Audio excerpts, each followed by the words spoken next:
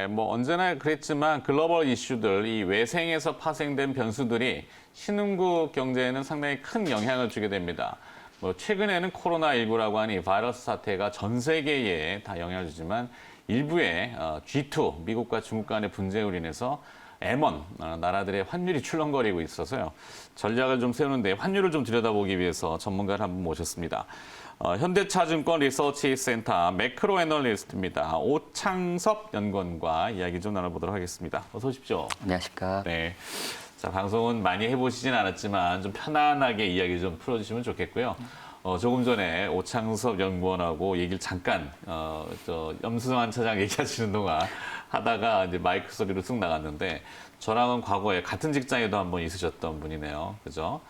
자, 환율 얘기 풀어보면은 어찌 보면은 이게 참 들여다보면 굉장히 어려운 분야지만 그래도 우리 일상생활은 굉장히 밀접하기 때문에 안 알아볼 수 없잖아요. 환율과 주가는 또 밀접하고, 그죠?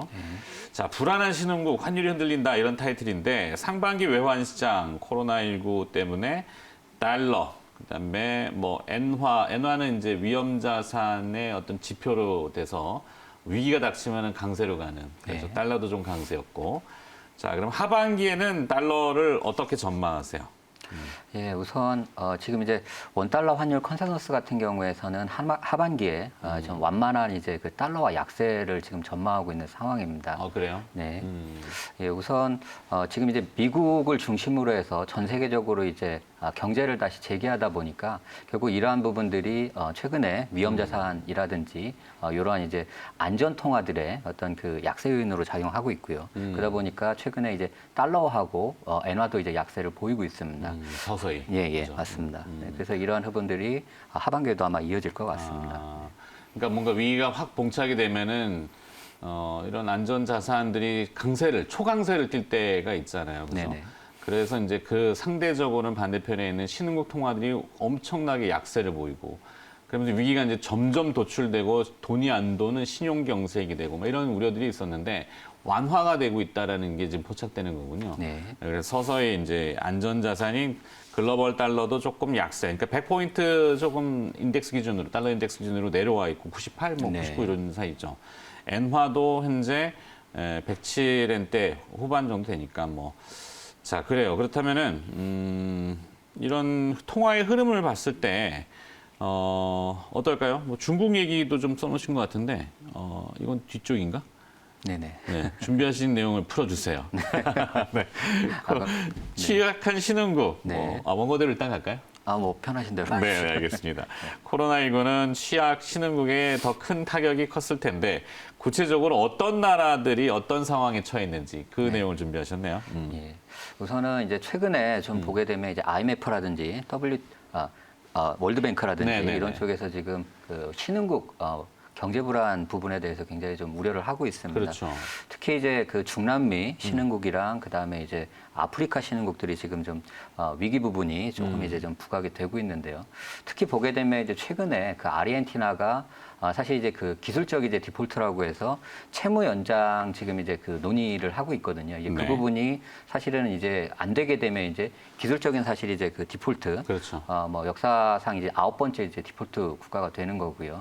또 하나는 최근에 또 하나 이제 남아프리카 공화국하고 또 이제 터키 같은 경우도 지금 이제 좀 문제가 되고 있는 부분이 거기는 이제 그 외환보유고가 지금 부족하다라고 지금 이제 평가를 받고 있는데 앞으로 이제 내년 내후년까지 한 이제 2022년까지 전체 외환 보유고 규모의 이제 50%를 상회하는 이제 또 외채 만기가 이제 돌아옵니다. 이러한 부분들도 또 불안 요인으로 작용하고 있다라고 보고 있습니다. 지금 화면 우측에 신흥국 통화들 중에 이제 브라질하고 아르헨티나의 통화가 급격하게 절하가 됐던 그 수치를 지금 보여주는 건가요? 네, 맞습니다.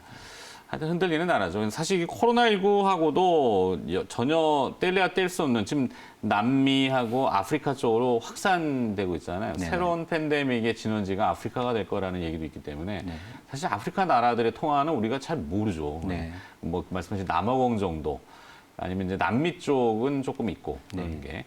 근데 이제 이런 것들을 짐작해 보는 것은 국내 금융기관이라든지 우리나라의 자산들이 그 나라와의 익스포저, 그러니까 위험도가 얼마나 노출되어 있느냐, 그거에 따른 또 반작용으로 우리 통화에는 어떤 작용을 줄 것이냐, 뭐 이런 것들을 풀어보기 위함인데, 신흥국 금융 불안감이 국내 금융시장에, 외환시장에 어떤 영향을 줄 거라고 지금 보시는지요?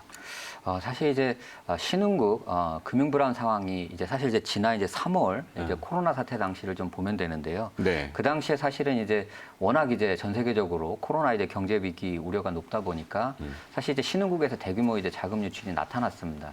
근데 이제 한국도 사실은 이제 그 어떤 기축 통화를 기반으로 하는 이제 개방형 경제다 보니까 신흥국의 어떤 그 위험 자체가 사실 좀 전이됐거든요. 그래서 그 당시에 이제 국내 이제 외환시장에서도 자금 유출로 인해서 원달러 환율이 한때 이제 1,300원 수준까지 상승을 했었거든요. 네. 그래서 향후에도 이렇게 신흥국 경제 불안 자체가 좀 부각이 되면 이제 3월 달과 마찬가지로 국내 외환시장도 조금 이제 그 위기가 전이될 가능성에는 좀 유의해야 될 것 같습니다. 그게 솟구치느냐의 여부잖아요. 사실은 지금 1,240원대도 높다 낮다를 할 수는 없는데 가변성이 변동폭이 대응할 수 없는 수준으로 가버리면은 이게 우다당거리는 거고 네. 관련된 상품들이 워낙 많아가지고 근데 뭐 현재 수준에 멈추고 1,300원까지는 좀 대충 메이킹을 이렇게 막 해놓는 것 같은데 좋아요. 자본 이탈은 현재로서는 그렇게 뚜렷하진 않는 것 같고 네. 한때는 조금씩 불안했었지만 네. 근데 이제 이 돈들이라는 속성이 항상 이탈을 했다가도 빙빙 돌고 어딘가는 가야 된단 말이에요. 네. 멈출 수는 없는데 네네. 글로벌 이런 위기들이 코로나19 때문에 도출됐을 때 자본이 어떤 움직임을 좀 보이던가요? 글로벌하게. 우선은 이제 최근에 좀 코로나 위기 상황에서 사실 굉장히 좀 급박하게 글로벌 자금 이동이 좀 나타났었는데요. 네. 지난 사실 이제 그 코로나 사태가 이제 굉장히 좀 확산됐던 그 정점 시기에서는 글로벌리하게 사실 이제 자금 자체가 사실 이제 뭐 예전 같으면은 이제 무슨 신흥국에서 이제 선진국으로 이제 안전한 이제 국가로 이제 자금이 이동하고 자산 중에서는 이제 안전자산이라는 채권으로 이렇게 이동하는 부분이 있었는데 그렇죠. 물론 이제 이동 방향성은 이제 선진국으로 이제 자금이 이제 다시 이제 회수되는 그런 흐름이 나타났는데 사실 지난 이제 그 금융시장에서는 좀 굉장히 좀 이례적으로 주식시장, 채권시장 모두 다 자금이 유출이 됐었고요. 그 부분들이 이제 현금 보유, 극도의 안전자산 산업입니다. 이제 그 부분이 나타났었고 그러한 부분들이 최근에 좀 이제 코로나 어떤 위기가 좀 둔화되면서 이제 그런 부분들이 일부 이제 위험자산 쪽으로 자금이 좀 유입되는 것 같습니다. 과거의 어떤 경험을 한번 답습하는 현상일까요? 뭐 위기가 황거리면 회복하는 속도도 빠르고 거기에 따른 뭐 유동성이나 금리 인하라든지 각국의 부양책, 중앙은행들의 그런 효과를 맛봤던 금융시장의 속성인지는 잘 모르겠지만 하여튼 이번에 그냥 짧게 황거리고 되게 빠르게 움직이면서 안전자산으로보다는 위험 선호 한번 기회를 노리는 자산 쪽으로 움직임이 좀 있었다. 이렇게 봐야 되겠군요. 네, 맞습니다. 네. 자, 그럼 이제 미국과 중국의 또 외교 갈등에 따른 우리 환율 전망을 한번 알아봐야 되는데, 이게 사실 주가 전망 물어보는 거다 환율 전망 물어보는 게 제일 더 어려워요. 네. 그죠? 그래도 우리 연구원님께서는 어떻게 보시는지.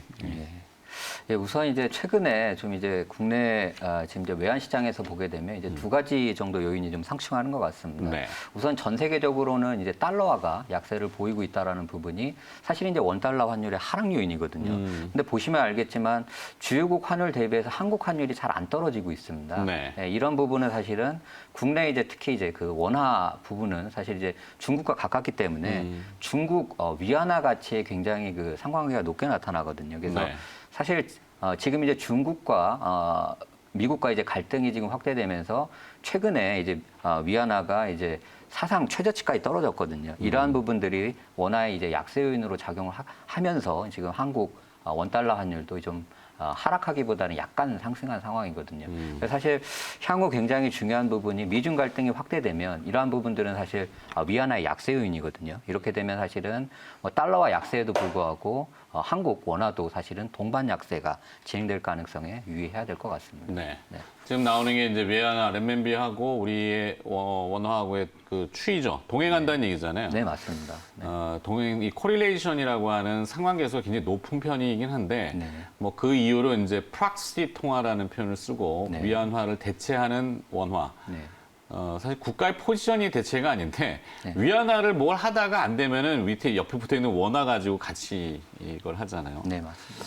자, 위안화 어떨까요? 현재는 뭐 7.17에서 이제 오늘 아침이니까 7.13 위안 영내 여기에 다 그런 것 같은데 위안화 전망을 그래도 해봐야죠. 그래야 우리 원화 전망이 나오니까. 네. 예, 사실 이제 위안화 이제 그 환율 컨센서스도 사실은 컨센서스 상으로는 이제 하반기 들어서 위안화 환율이 달러 위안 환율이 떨어질 거다. 결국 이제 위안화의 어떤 상대적인 강세를 보고 있거든요. 네. 그렇지만 이제 이 부분은 사실 이제 어떤 그 대외 불확실성 부분을 반영했다기보다는 아직은 미중 갈등 확대 이제 반영 이전일 것 같고요. 만약에 미중 갈등이 더 확대된다라고 하면 이러한 부분들이 위안화 약세 요인으로 좀 작용할 수 있을 것 같습니다. 최근에도 보게 되면 이제 위안화가 사상 최저치까지 얼마 전에 떨어졌었는데 이게 결국은 이제 미중 갈등 우려거든요. 그리고 실제로 이제 최근에 좀 자금 흐름을 보더라도 외국계 이제 자금들이 좀 미중 갈등 확대와 함께 다시 또 이제 중국 시장에서 유출되는 양상들이 나타나고 있기 때문에 결국 미중 갈등 확대는 이제 위안화 약세 요인으로 작용할 가능성이 계속해서 유의해야 될 것으로 보입니다. 네. 자, 여기까지가 정해진 원고의 순서고 이제 원고 이외의 걸로 갑니다. 애드립으로 가야 될 시간이 있기 때문에. 자, 환율 전쟁 그러면은 사실 통화를 절상시키는 전쟁은 아니에요. 그죠? 네. 자국 통화의 가치를 떨어뜨리면서 상대국의 부를 뺏어오는 게 전쟁인데 네. 지금 트럼프 대통령 입장에서도 보면은 툭 건드려 놓으면은 사실 중국의 위안화가 절하가 되고 네. 물론 위안화하고 이 달러하고는 그 인덱스는 구성이 이렇게 다르잖아요. 달러 인덱스는 위안화가 빠져 있기 때문에. 그래도 만약에 서로 간에 절하 경쟁을 간다면 중국은 지금 편안하잖아요. 네. 그래서 우리가 주말에 트럼프 대통령의 이 기자회견을 보면서 웃고 있는 건 중국이다. 중국은 지금 아무 얘기 안 하거든요. 그냥 이렇게 팔짝 끼고 있는 건데 트럼프 대통령은 어떻게 할까? 달러를 지금 어떻게든지 저것도 깎아야 될 텐데 네. 보관이 좀 있을까요? 뭐. 사실 트럼프 대통령이 지금 굉장히 이제 정치적으로 좀 많이 수세에 몰려 있죠. 수세에 몰려 있다 보니까 지금 우선 이제 과거에 보게 되면 이제 이 트럼프 대통령의 경제 정책이 이제 1980년대 레이건 경제하고 지금 비교가 많이 되거든요. 그래서 네. 지금 이제 트럼프 경제 정책을 레이건 그 트럼피안 레이거노믹스라고 부르는데 사실 여기에 핵심은 결국 경기 부양입니다. 경기 부양을 위해서 우선은 재정 확대하고 감세를 펼치고 그다음에 사실 이거를 이제 뒷받침하려면 이제 저금리가 돼야 되거든요. 그래서 결국은 이거 이제 근데 1980년대에 가장 문제가 됐던 부분이 쌍둥이 적자입니다. 아시겠지만. 그렇죠. 네. 그래서 결국은 달러화의 강세 자체가 나타나는 부분을 막아야 되거든요. 네. 그래서 주요국 대비해서 이제 달러화 특히 이제 뭐 중국 같은 경우 계속 위안화 절상을 압박하는 이유들이 사실 이겁니다. 그렇죠. 그래서 결국은 이러한 부분들을 이제 가져가기 위해서 지금 트럼프 대통령이 쓰고 있는 이제 두 가지 앞으로 이제 방향성이 될 부분은 사실 이제 위안화 절상 압박과 함께 그렇죠. 또 이제 마이너스 금리입니다. 맞아요. 지금 마이너스 금리를 그 얘기를 통해서 제가 지금 듣고 싶었어요. 달러화의 어떤 약세 부분을 마이너스 금리 가야지 네. 달러 절하를 좀 시키고 네. 돈을 더 풀고 미친 듯이 죄송합니다. 미친 듯이는 아니고 엄청 지금 돈을 풀어야 지금 돈의 효과가 네. 사실 상상 초월을 하는 수준이잖아요. 네. 그렇죠? 네. 맞습니다.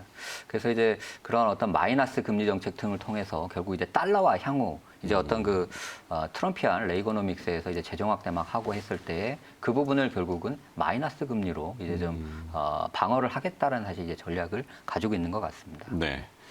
자, 그렇다면 이제 조금 결과적으로 도출을 해봐야 되는데 이 경기 부양이라는 것은 표면적인 이유고 결국에는 유동성과 마이너스 금리, 돈의 힘, 뭐 그래서 주식시장에는 뭐 좋든 싫든 간에 자본이 막 밀려 들어오고 막 이런 현상들, 네. 그거는 이제 좀 우리가 결론을 지어봐야 될 것 같은데 당분간 이렇게 연결이 되겠죠? 네, 맞습니다. 네.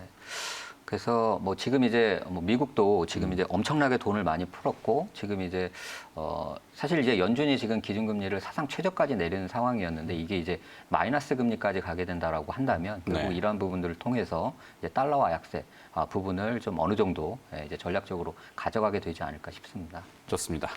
자, 오늘은 첫 순서니까 여기까지 듣도록 하겠습니다. 네, 다음에 또 자주 좀 나와주시고요. 네. 자, 불안한 신흥국 환율이 흔들린다 이런 주제였지만 결과는 우리는 신흥국이 아니다. 이렇게 제 마음대로 결론을 지어버리겠습니다. 자, 현대차증권 리서치센터 매크로 애널리스트 오창섭 연구원이 수고해 주셨습니다. 고맙습니다. 감사합니다. 네.